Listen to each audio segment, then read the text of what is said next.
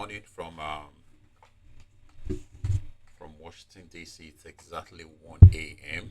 We're back again, and of course, we're talking about the Tech Mahindra Global Chess League. So this is the recap for the second day, which was the 4th of October, 2024. This was a very brutal round. Like there were so many decisive games, and a lot of teams get really almost whitewashed. It was a very brutal round. And this round, we had the Mumbai Masters playing against the Ganges Grandmaster. Of course, we remember that the leader of the Mumbai Masters is the French Grandmaster Lagrave, and the Ganges Grandmaster is being led by the one and only legend Viswanathan Anand. And um, yes, it's been led by Vishwanathan Anand. And of course, the score ended in 14 to the Mumbai Masters and 5 to the Ganges Grandmaster. I hope I'm getting that pronunciation right. And then the next match was between the Alaskan Knights, who is being led by Anish Giri from Netherlands, against the American Gambit. Of course, the Karuna Kamara is the leader of that team. This was also a brutal, brutal beating. Real, I mean, I'm going to say it's some real spanking. The score ended in 14-2 in the favor of the Alaskan Knights. And lastly, for that round, we had the Continental Kings, who is led by Firuza Lireza, another French player, against the Team Alpine Pipers, who's led by the one and only Magnus Carlsen. So, there were so many, um, decisive games in this round. I mean, it was kind of hard for me to choose which of the games I was going to check out, because normally what I do is just pick one game from each round, go through all the games, talk about the games, and just leave it there. But this time around, I'm actually going to leave a link to to the website where you can actually see the games, where you can see the scores, the scoring system, the players participating, where you can actually see a lot of other information concerning this very interesting um, chess league. So let's get started by going through the first game we have today.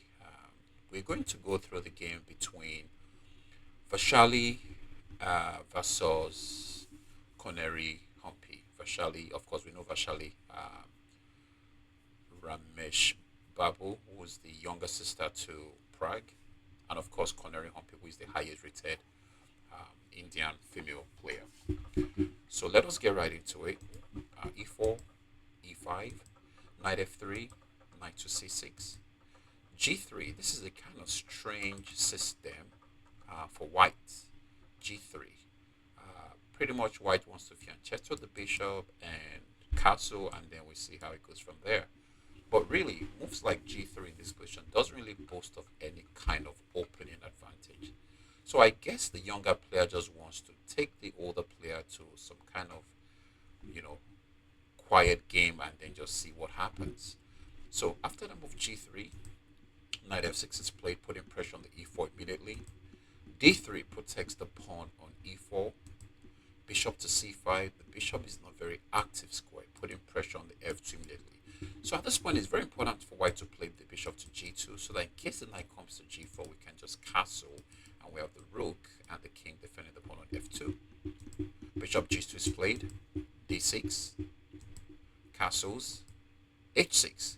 I like the way black is just taking things easy in this game. What do I mean by that? D6 first. What's the point of D6? Freeing the bishop.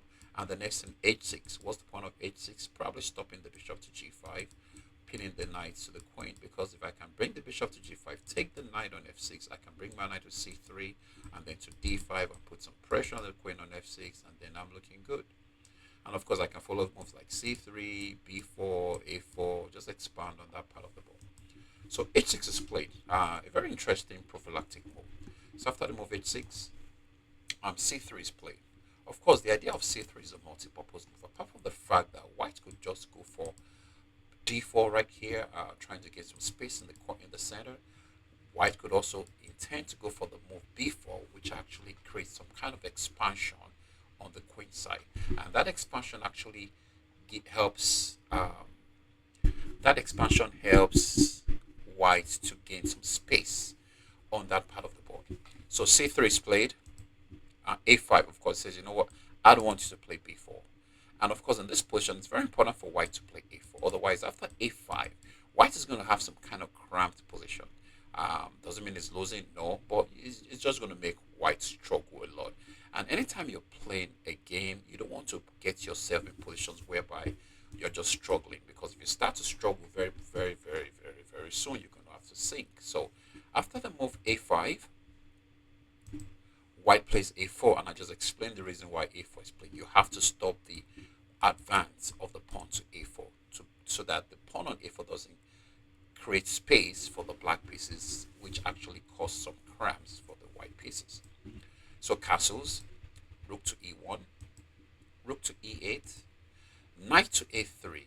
Now, we're pretty much still in the transition from the opening to the middle game. So at this point, with the move of knight a3, what could be the idea? Probably knight to c2 is possible. Maybe knight to c4 is possible. Knight to c2 is possible. Both squares hide the e3 square, so nothing spectacular. No, why not knight d2? I think the reason why knight didn't go to d2 is because the knight doesn't want to block the bishop, and I think at some point in time the bishop might want to come to e3. Trade off this bishop that is keeping a very strong eye on the f2 pawn. So bishop takes a3, rook takes a3. Actually, that was a very strange move for me. I like bishop takes a3. Why would you just trade up your dark square bishop, for a knight on the edge of the board? Hey, you know what? I'm just denying. Koneru is a GM. I'm sure she has a very good reason for that. Well, we're going to find out later on. So after the move, rook takes a3, bishop to e6, developing the last minor piece for black. And remember this, in every game of chess, you always want to get your minor pieces in the game first, which are your bishops and knights, before you actually get your major pieces in the game. And normally your major pieces don't really get a chance to get into the game because they normally like very open files, open ranks.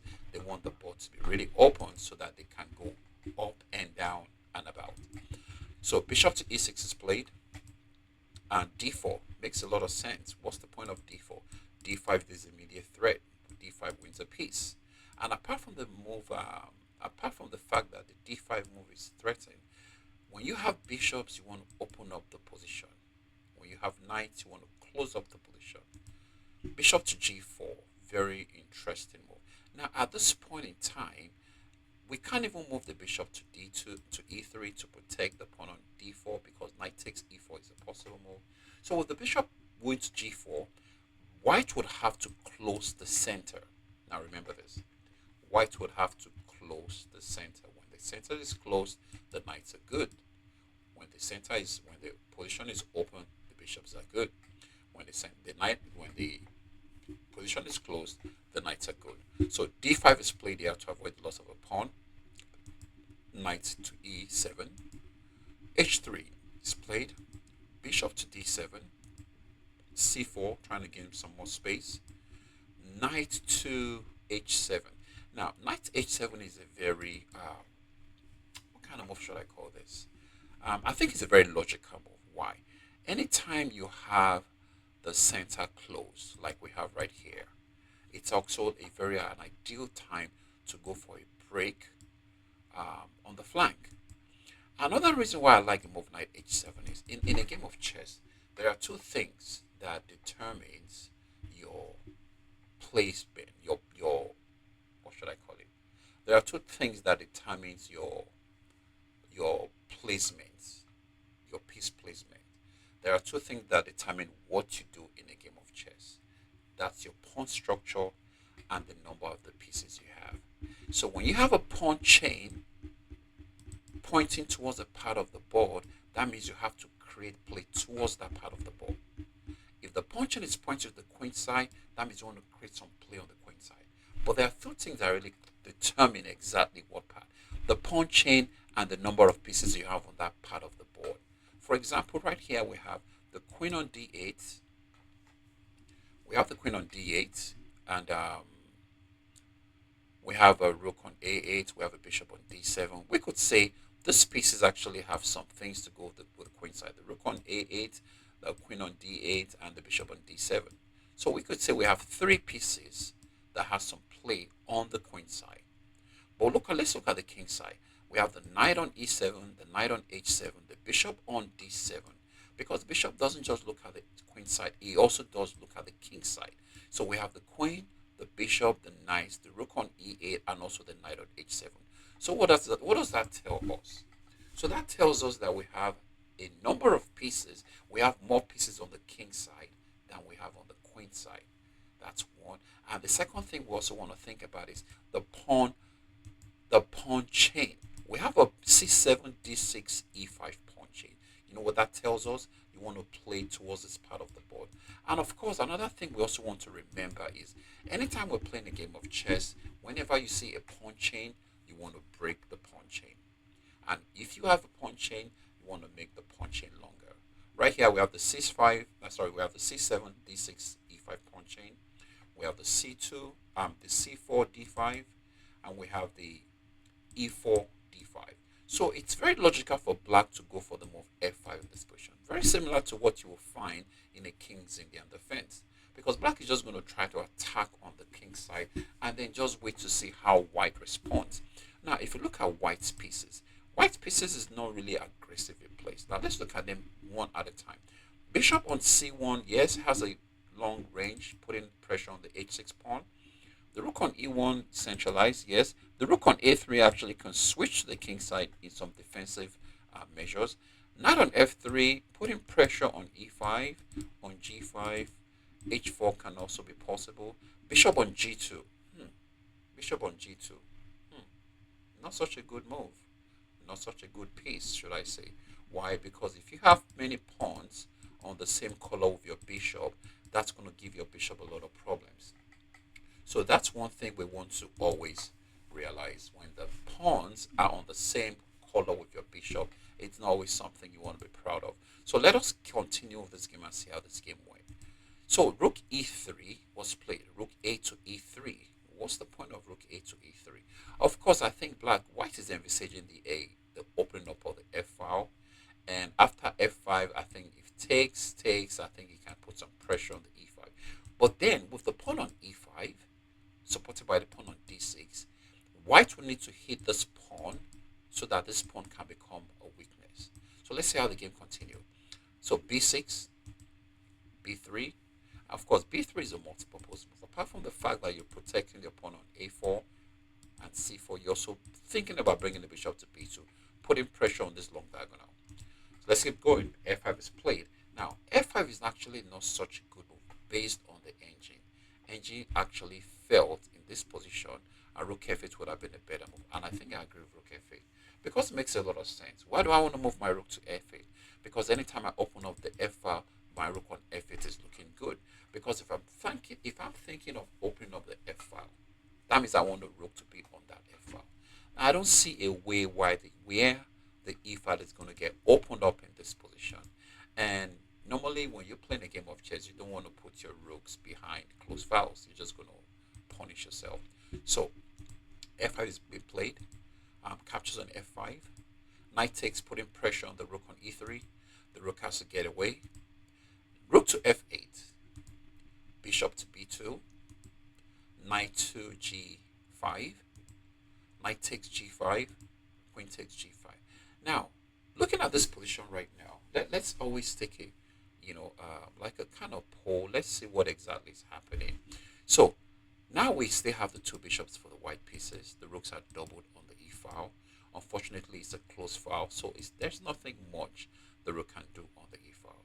Now, let's look at the pawn chain. We have the a4, b3, c4, and d5. This pawn chain doesn't really tell you much, really. Doesn't really say much, apart from the fact that these pawns are defending each other. Now, we have the a5, b6, c7 pawn chain. This pawn chain don't do much either, apart from the fact they just defend each other, because there can be no pawn breaks or any pawn advance or any pawn activity on this part of the board. Of course, we have the c7, d6, and e5. another position, another pawn chain. But in this situation, we can always hit the pawn on e5 with the move f4. With f4, we can put pressure on the pawn on e5. But also, we have to realize that by moving the pawn on f4, the g3 pawn is very weak. And we kind of move the pawn to g4 with the idea of making the move f4. That will be suicidal because after the knight comes to f4, I think black should just, I think it's time for white to just go to sleep.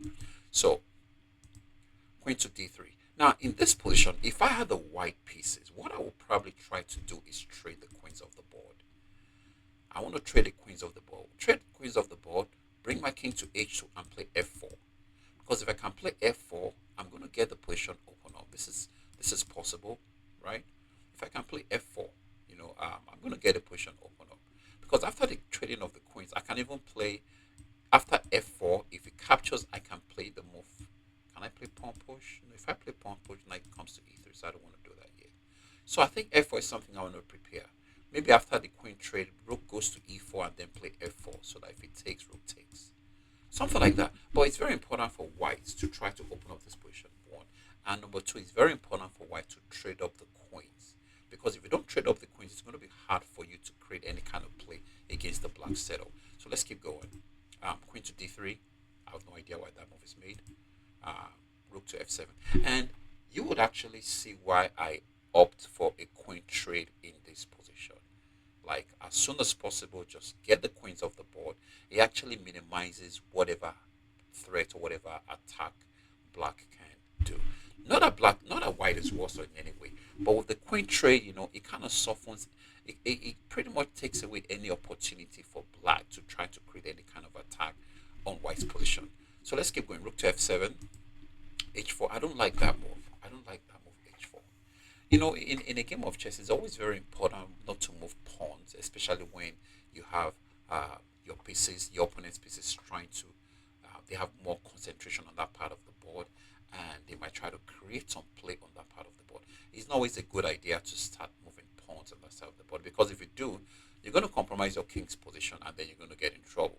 So h4, I really don't know why the Vaishali played h4. Of course, she's trying to drive the queen off the board, but I don't think that's the right move in this position.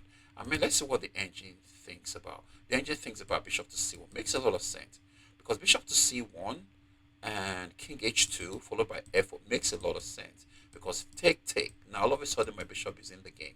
And then I also have the e file that I can play around with. So it makes a lot of sense. Now the bishop on b2 is not going to do much as long as the pawn is on e5. So the only way we can get a pawn of e5 is to get the pawn on f4. And we can't get a pawn on f4 without defending the pawn on g3 twice. So let's keep going. h4. Now, another drawback of the move h4 is because with the move h4, now you can never really play f4 because now your pawns are spread. You're just pretty much hurting yourself. Another thing we also have to understand is when we play rapid games, just like the one we have here, there are always a lot of mistakes. It doesn't matter how you're reading, there's always a lot of mistakes. Even the very, very, very, very best players, err and make mistakes in such situations. Okay, let's keep going. h4 is played. Queen to g6. Bishop to d e4, threatening nothing. Like, you're not threatening anything. So it's nothing black was worried about. And another thing is these rooks are very, very so misplaced. They're on the close file. And when things happen in a game of chess, there are no magic or whatever. When things happen, we can always trace them back to why those things happen. Remember this: the rooks on the e file are pretty much doing nothing. If the rooks are doubled on the f file, they're going to put a lot of pressure on f2, and it's not going to look good for white if this position finds its way to open up. And of course, the bishop on b2 doesn't not help. The bishop here doesn't help. I really like king h2, bishop to c1, and just f4. Another reason why I like the move f4 is because with the move f4, right, if you takes, guess what? Now your rooks can get in the game. Vaishali, what's going on, man? Rooks can get in the game. So let's keep going. Rook f8, rook f8, still even. King h2, yeah, you have to play that. Well, the engine side is bad, but personally, that's something I would have loved to play. King here, bishop to c1, and then f4. So, king h2. The engine said rook d2 was a better move. Rook d2. I don't know. What's the point of rook d2? I don't know. Rook D2 was a good move. Rook C2 was a good move. Rook F1 is a good move. Rook F1 makes sense. Rook F1 makes sense because with Rook F1, you're trying to ease the pressure on the F2. Is there any pressure on F2? Yes, there is. What do I mean by that? We have two pieces defending F2, the rook on E2 and the king on G1. And we have two pieces attacking the rook on F7 and the rook on F8. Now, this is a big problem. Why is it a problem? Anytime your king is defending anything, it's a big problem. It's a red flag. It's just a matter of time, things happen and then that king's position gets exposed. So let's keep going. King H2, queen to G4. Now, that's a weak square. Apart from the fact the queen is looking at the square, we have the bishop also looking at the queen, which is looking at that square. What square is that? The H3 square. And in this position, white cannot afford, you can't afford to take this bishop. The knight, you're going to just get crushed very quickly because your light squares are just going to explode. So, bishop to F3, queen goes to G6, bishop back to E4, queen to D, F6. Now, what's the threat here? Knight takes H4, pawn takes, queen takes check, king here. I don't know. It's not so bad. I don't see any big deal about that because wait a minute. This square is attacked three times. The rook, the queen, and okay, there might be some big deals here. So that's something white has to worry about. Queen F3. Now, what's the point of queen F3? Make sure this doesn't work because after taking on H4, I'm going to take your queen. If you take back, I'm going to take there. If you take this check, I'm just going to move my king. If you take my rook, I'm going to take back, and then I'm just up piece up for a pawn, and I'm just winning. But queen F3 is a blunder according to the engine. A better move would have been to play F4. Wait a minute. F4. Does F4 make a lot of sense? Absolutely yes. Why? Because look at the bishop on B2. And I've often mentioned things like this. And I've said this in some of my videos, anytime there's an X-ray attack, this is an X-ray attack, the bishop looking at the queen on F6. Always treat it like a direct attack. Because right now, white can actually exploit that pin by moving the pawn to F4. And if you remember, we've been talking about this F4 move since this position got to this point. We've been mentioning the fact that it's very important for white to play F4. If you don't play F4, you're really pretty much not going to have any play. So, queen F3 is played. That's a blunder as far as the engine is concerned. Queen moves to D8. Still putting pressure here. There's a discovery on the queen. F2 is still weak. Queen to H5. Now, the idea of queen H5 is if take, I'm going to take with my queen. I'm not going to take with my pawn. I'm going to take with my queen. I'm going to exchange out the pieces, and I'm just winning. So, knight to E7. So, what's the threat here? Is this possible? No, I'm just going to win the pawn. So, that's not possible. Well, rook F2, I think, is the immediate threat because rook takes F2 is a check. He's attacked twice. The two rooks is defended once. Right? Yeah. So, F3, I don't know. In chess, I don't know.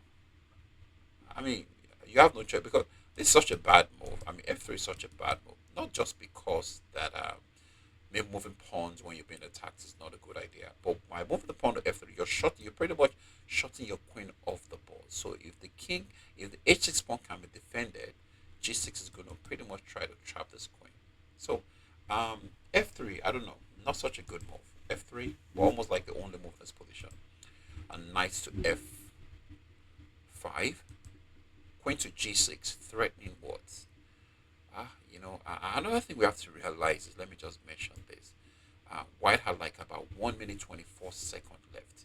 So when you find yourself in some positions, things might not go so well based on the amount of time you have for that position. So when you start seeing blunders in positions like this, yes, the time could be a factor, but this is another thing we have to think about. We really can't totally blame it on the time. Why? There's a reason why we are short of time. Because if you're short of time, that means you must have wasted time over some certain moves. You must have wasted time of some choices that you made. So we really can't blame the time that much. So queen G6 is played. Rook F6 attacks the queen. Queen has to go to G4. Knight to D4. There's a Discovered attack on the queen. Queen goes to h5. Knight takes check. Wow, beautiful. He's not even taking the rook. Knight takes check. Bishop takes. Rook takes. Rook takes. Now, this queen still kind of trapped because she doesn't have an easy way out of this position. Now, um, this is possible. This is possible. And the queen on g6 is not looking so good. And we said this earlier on. If white loses his light square bishop, he's going to get in a lot of trouble. Right now, this bishop on b2 is just a very big pawn. Because now you don't even have the f4 to open up the e5 so that the bishop can get in the game. Black is in the driver's seat. White is in a lot of trouble. Bishop c1. I think it's a little late now. Bishop c1. Possibilities of bishop takes, pawn takes, queen check, move takes check, moves take check, queen g6 check. Just get a draw. But of course, black is not going to let you get that draw. Rook to f5. Get out of my territory. Rook to f5. Queen to g6. And after the move, rook f to d, f, rook 8 to f6. White resigns. White resigns. And Humpy Koneru was able to score a win here. Of course, the only move to do here is to bring the queen to g6, g4, where rook check takes, you move, bishop takes, and the game is pretty much done.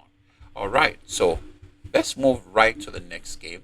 The next game we're going to check the game between the two teams, Alaskan Knights versus the American Gambits.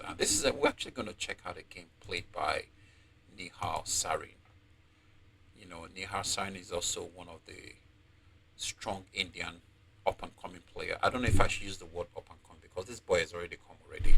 I mean, he's a very strong player. I think he's here. He's not trying to, although not as strong when it comes to rating, comparing him to Gukesh, Praga, and Erigaisi.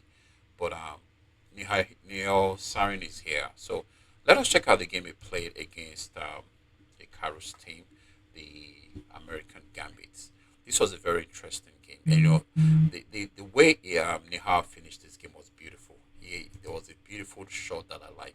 And, I'm not surprised because if you watch him play on only chess, it's a very fierce competitor. I really used to hate the way it looks when he's playing.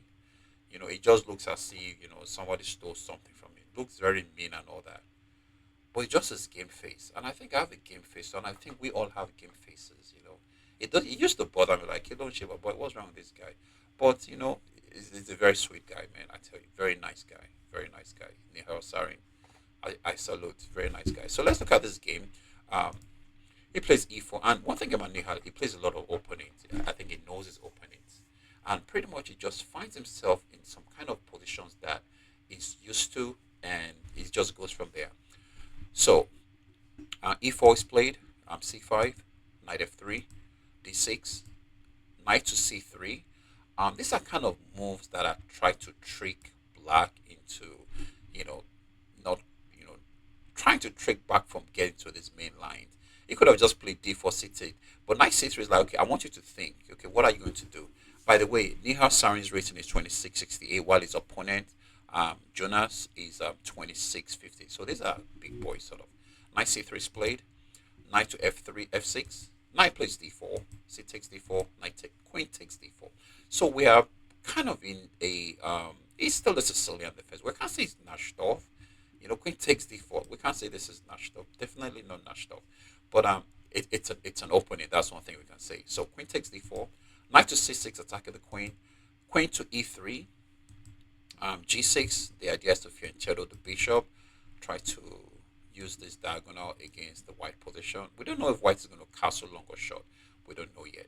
So h3 is very important. This move h3 is played because you don't want the knight coming here to harass, especially with the bishop on g4. You don't want the knight coming to bishop on g7. You don't want the knight coming to g4 harassing your queen.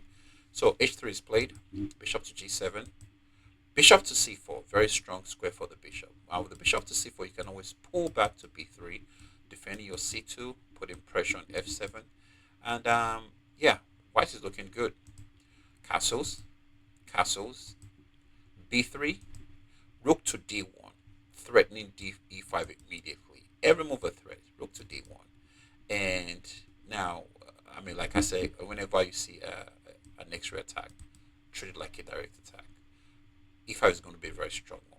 So let's see what black does. It says knight d7. So by playing knight d7, totally takes away the move e5 because now we have the pawn on d6, we have the knight on c6, we have the bishop on g7. So e5 is no longer a threat. Queen to f4. What's the threat? Not really sure what the threat is, but could be trying to vacate the bishop e3 square for the bishop. But let's keep going. Bishop to b7. Queen to h3 h4. Okay, another thing I have to say concerning Nihal Sarin, he's an attacking player, he's a fierce player, he's a fighter. He will fight to the last blood. You always have to just enjoy his game. When he wins beautifully, and when he loses, sometimes it doesn't look good, but he rarely loses. That's one thing about Nihal Sarin. So Queen h4 is pretty much saying, I want to attack your king. Bishop h6 is possible with the idea of knight to g5. The threat is bishop takes, queen takes is just checkmate. So all these possibilities, we have to keep an eye on it. So queen h4 and knight to e5, knight c to e5, captures back. Bishop to b3, I spoke about this bishop moving to b3 earlier. Bishop still puts a lot of pressure on f7. Rook is doing a great job on the d file, keeping an eye on the queen. The bishop is going to come to either f4 or h6, get rid of this bishop. And white just has a lot of possibilities. Black position is not bad either. This is a kind of typical position for a black player. This is a typical position for a black player that's a Sicilian, but this is normal. Your bishop on b7, bishop on g7, knight on e5, you have the c5, you can put your rook on c8, you're looking good. And at some point in time, you want to move your queen either to d7 or c7, and of course your f rook, you want to move the f rook to the e file, so that in case some activities happen on the e file, you are looking good. So let's see, and let's see how this game continues. So after the move, bishop to b3, bishop to f6, queen goes to g3. Says, you know what, I gotta move my queen. I'm not even trying to exchange out the bishop right here. No, I'm trying to just save that. Another thing is, personally, I would have played this move. Because the idea is, if you give up this dark square bishop for the other one, you're going to have dark squares weaknesses that you cannot defend. And the queen being on the dark square can easily exploit it. And that's a knock on black's position. So Bonino has played queen g3, queen to c7, h3. What's the point of h3? Probably just trying to push the pawn forward. If it takes here, you cannot take with the f pawn because of the pin.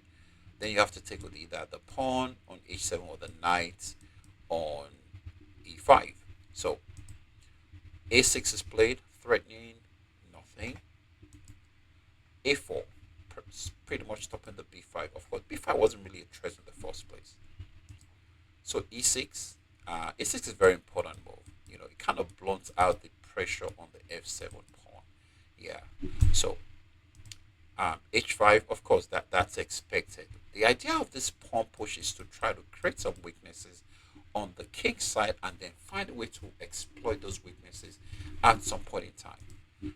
Rook ac8, bishop to g5. It's interesting that black is just playing normal developing Sicilian moves. Rook c8 is a move you would make in a typical Sicilian position. Why? Because you're trying to create some play on the c file. Now, I don't see how that's going to work here because I don't know. I mean, knight c4, if you take, I'm going to take, and then you can take, I take, you take, but then, like I said, you're going to have problems with dark squares. So let's keep going. Rook c8, bishop to g5, bishop goes to h8, and that was not a good move. Bishop takes g5 would have been a preferred move, and and there's still so much time. Nihal still has 15 minutes. His opponent still has 15 minutes. So I don't know. Bishop to h8 is played, and after bishop h8, white has a slight advantage. White has an advantage. I don't know if this is slight. This might be a little bit more than slight because this is one point a pawn advantage. So queen to h4. Queen to h4 is played. And I think this possibility is going to be there. Bishop f6, where they have pawn push, threatening bishop takes.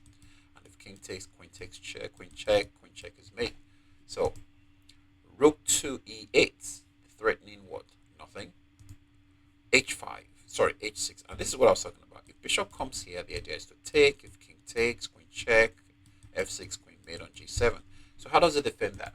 It plays knight to d7, stopping the bishop going to the square f6. Bishop to f4, threatening the pawn on e5. And I know that white knows it can also always defend either moving the knight here, moving the bishop here.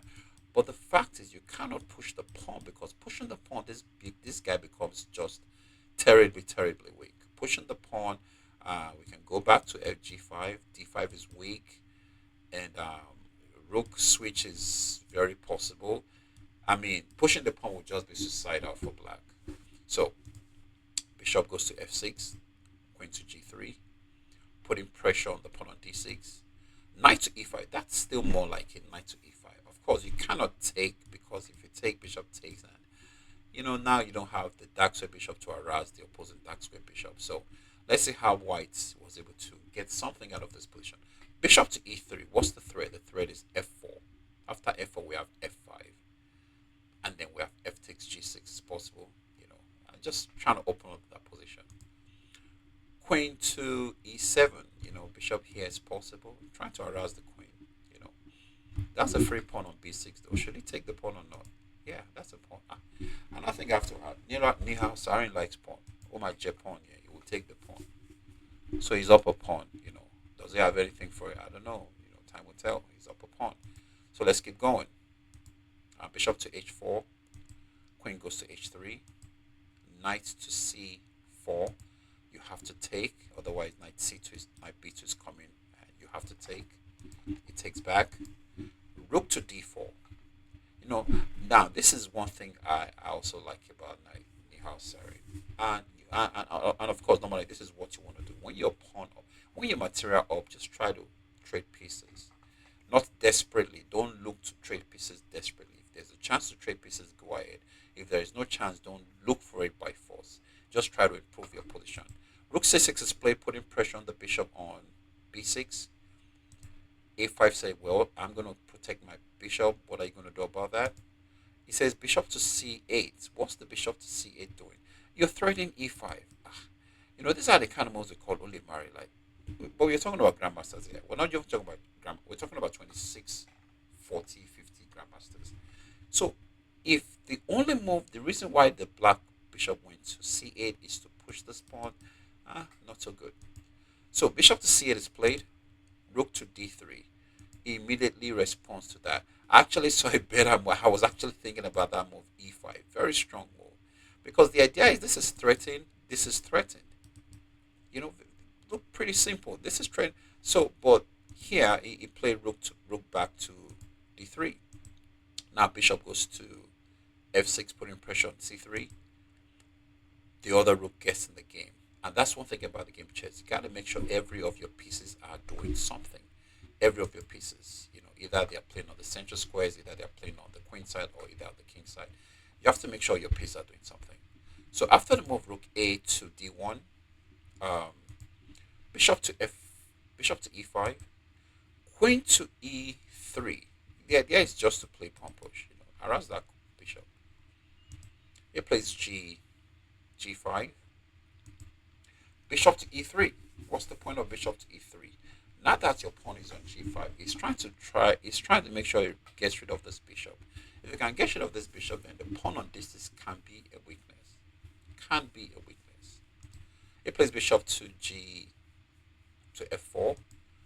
Queen goes to f3. What's the threat? Maybe g3 is possible. Okay. He plays e5. E5 would have been very good if this bishop can stay here without a pawn on g2. But he's going to have to always worry about this pawn push. So bishop goes to e3.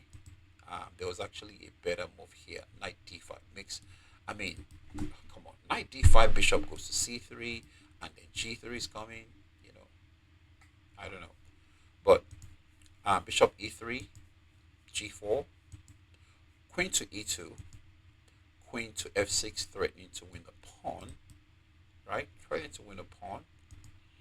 G3, attacking the bishop. Queen takes H6. Now, white wins a piece. Now, black is banking on the fact that it can just take this, put pressure on the queen, and try to use some kind of checkmating positions here. I don't know. We'll see. Take on F4, you have to go to C1. Why? Making sure this pawn cannot move. Why? Because the queen is on H6. He plays rook to E5. What's the threat? Rook to H5 is coming. What's the threat? It's kind to come to H1 and say hello to this king on G1. So he plays knight D5. The threat is to take on the threat is to take on F4. He pushes the pawn. Like, I'm just going to push my pawn, and what are you going to do about that? Sarin just pretty much just grab the pawn, rook to, and it's with a check. When the king moves, bishop takes F4 is coming. Is a piece up for absolutely nothing. So after the move, rook takes G3 check, Jonas resigned. And like I said, the score of this match was 14-2 in the favor of the Alaskan Knights. Yes, was headed by Anish Giri. Okay, so the next round we're going to check. The next game we're going to check is between the team Continental King and the Alpine Pipers. Like I said, this round was a pretty much a whitewash round. There was a lot of beating for the people that lost the game. I mean, there was so many decisive games. So let us see what happened. And in this game, we're going to check the game played by Radjabov. Yes, Radjabov's been on a very bad slump lately. You know, when you hear the name Radjabov in the past, it puts a lot of fear into anybody. But lately, he's been in a lot of slump. It's not a coincidence that I didn't participate at the World Olympiad that happened in Budapest not too long ago. You know, I don't know, but Radjabov has not been playing well lately. Apparently, he has his priorities placed somewhere else. So let us get into this game and see what happened. So this is Rapport versus Radjabov, and Rapport's on the white side was I think it was a Sicilian defense. Yes, it is a Sicilian defense. E4, C5, knight F3, knight C6, bishop to B5. This is what we call the Rosolimo. Rosolimo is pretty much a way of trying to avoid black from playing the open Sicilian. You know, so bishop 5 is played, G6, bishop takes C6, D takes C6, D3. Now, I'm going to say something about the Rosolimo. The Rosolimo is actually a very, very positional, kind of Sicilian. So, either you're playing white or black, you have to be very careful because if you're not, you can easily slip into a totally lost position without even knowing it. And you pretty much still think you're still in the game, but no, you're not.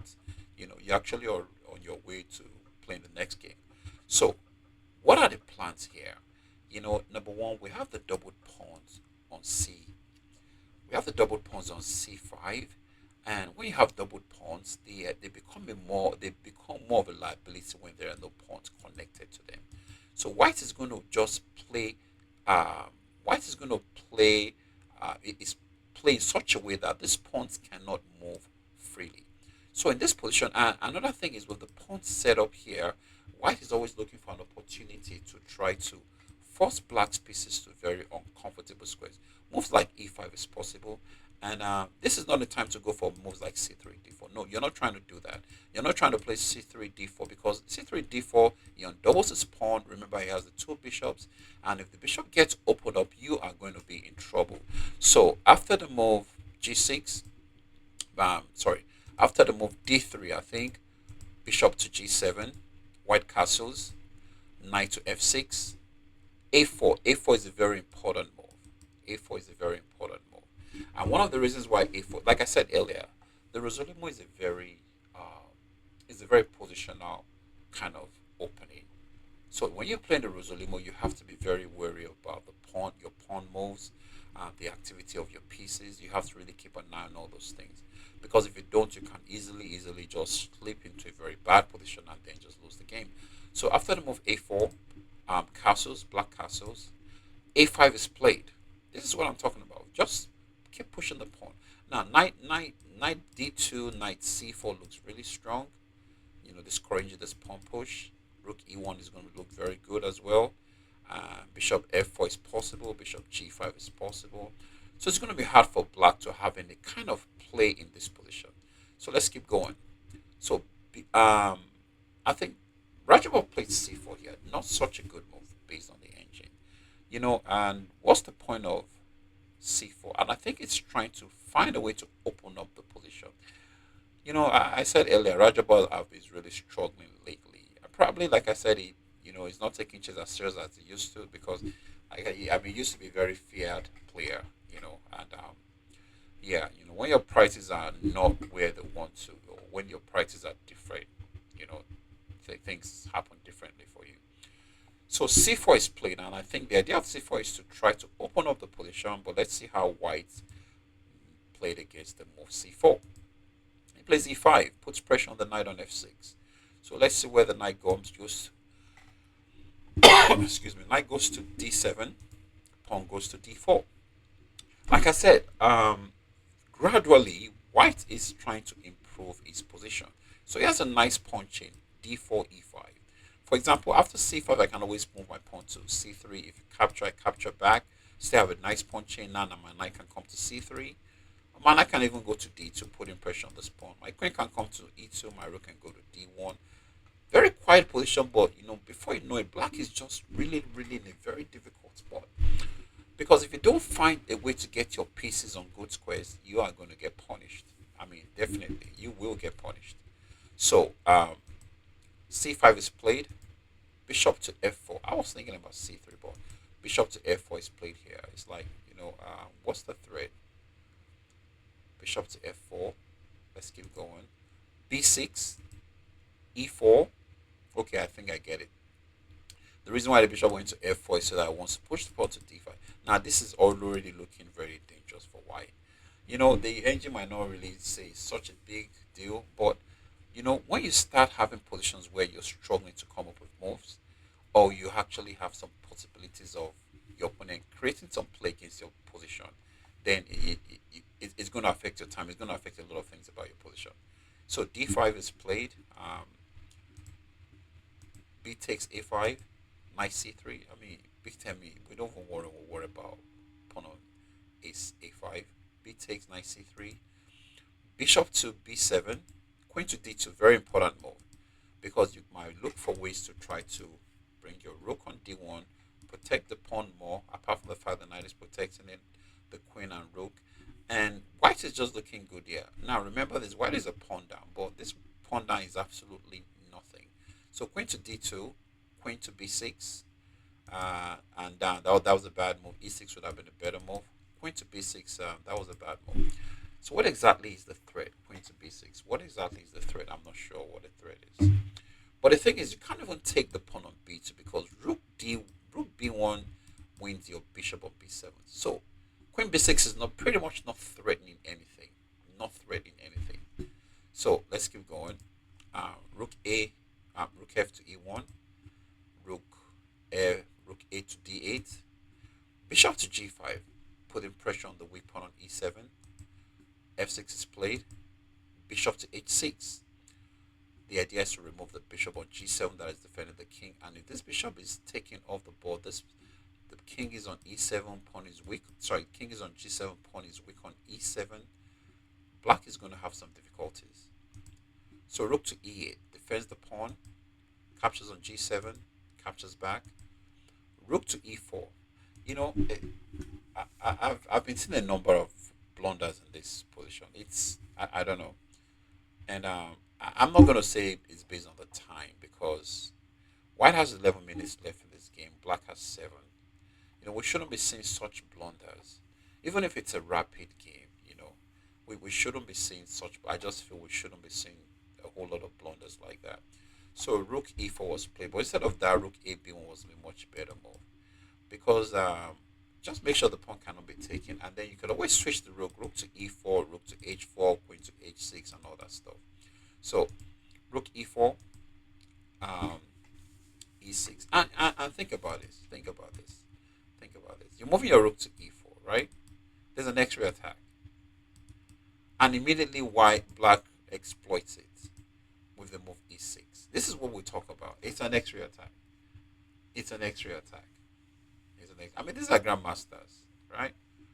It's an X-ray attack, and these are not just grandmasters. This is Richard Rapport versus Radjabov. These are very strong grandmasters. So rook e4 is played, e6. Rook to h4, threatening the check. It's threatening the check on h6. h5. Wow. You know, h5. I used to say something. When a blunder is made, as in this position, don't blame the h5. Blame what led to you playing that h5 move. And the interesting thing is, after the rook h4, this position is still pretty much even. So he has a check, right? He has a check and then takes this. So can we just step down? So the queen, when the queen goes to h6, I think we can just move our rook up to defend that, right? Or we can even bring a knight. We don't want, okay, move a knight, we're going to lose the pawn. Still kind of even. So let's keep going. So h5 is played. Rook takes h5. Now, it's not such a, it's not so far-fetched to see a move like rook takes h5. When you come to think about it, there are no really pieces that defending this king right now, apart from this pawns. Yeah, the rook can come at some point, the knight can come at some point as well, but nothing much. But if you look at it, even without the rook on e4, without the rook on h4, we have the knight, we have the queen on d2, the knight can get to e4, putting pressure on f6, putting pressure on g5. Bishop is out of the game, queen is out of the game, knight is out of the game, rook is out of the game. So rook h5 is kind of logical. Would I play rook h5 this position? Not until I really calculate everything. So rook takes h5, takes back, takes check, king takes, queen check, king moves, queen takes f6. Now it's just an exchange down, but the king is so exposed. Exchange down, but the king is so exposed. Rook to g8, trying to bring the rook to defend the king. Knight to e4. Like I said, these knights are going to get in the game and they're going to put a lot of pressure on this king on h7. So rook goes to g7, try to defend the king and also try to bring the rook out at some point. Maybe put some pressure here. Maybe the king can hide, stuff like that. So rook g7, knight check, king moves, knight takes e6. And after this move, black resigned. It says made in 21, but we don't really want to think about. But what could have black done in this position? Because now it's going to get an exchange back. You have a bad position. The king is still not saved yet. And I think it was a good choice for Radjabov to resign. So I think that's it for the today. And this is the recap for the games that were played on the 4th of October. This was the second round of the Global Chess League. Very interesting games, very decisive games as well. And I think people, this team just have to do better trying to hold their own, as in, try to avoid a lot of blunder. There's been, like I said, there's been so much blunders in this league. And, yes, there could be so many reasons. Like I said earlier, the time control could be one. It's kind of hard switching from one time control to the other one. Not a whole lot of people can handle that. Okay, I think it's time we say good night. It's almost 2 a.m. here. Yeah, about a couple of minutes to 2 a.m. And always thanks for being here. Check out the video. Let us know what you think. Would also look forward to hearing from you. Make a comment, share, like, subscribe, and see you soon. Of course, we're gonna do the other recap for the other rounds sometimes during the week. Thank you. Nice being here, and take care. God bless.